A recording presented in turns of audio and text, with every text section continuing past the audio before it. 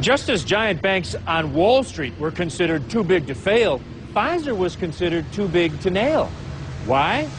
Because a company convicted of major fraud would automatically be kicked out of Medicare and Medicaid. Pfizer would no longer be allowed to bill any federal health programs for any of its products. It would be a corporate death sentence.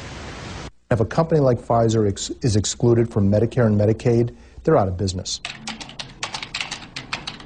Lewis Morris, a top lawyer at the Department of Health and Human Services, told us Pfizer's collapse could leave thousands out of work, millions not getting their medications. We have to ask whether, by excluding the company, are we harming our patients? Are we harming the beneficiaries who need these critical drugs? Since shutting down Pfizer was unthinkable, Pfizer and the feds cut a deal. And here's how they did it. Pfizer, located here in New York, owns a company named Pharmacia Corporation, which owns another company called Pharmacia and Upjohn LLC, which owns Pharmacia and Upjohn Company LLC, which in turn owns Pharmacia and Upjohn Company Incorporated. And what does Pharmacia and Upjohn Company Incorporated do? Nothing. It's a shell created to be a legal shield for Pfizer. In other words, if Pfizer was at risk of being convicted, the shell company would take the hit.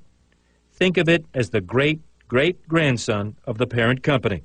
Birthday, March 27, 2007. Just in time to plead guilty in a kickback case against a company Pfizer had acquired a few years earlier.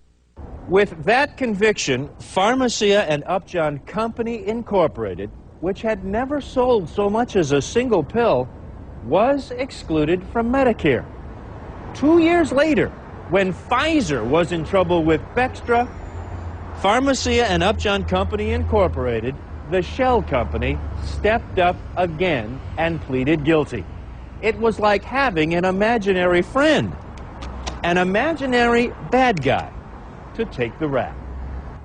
And Pfizer, too big to nail, is still doing business with the federal government. It is true that if a company is created to take a criminal plea, but it's just a shell, the impact of an exclusion is minimal or non-existent. Did the punishment fit the crime? Pfizer says yes.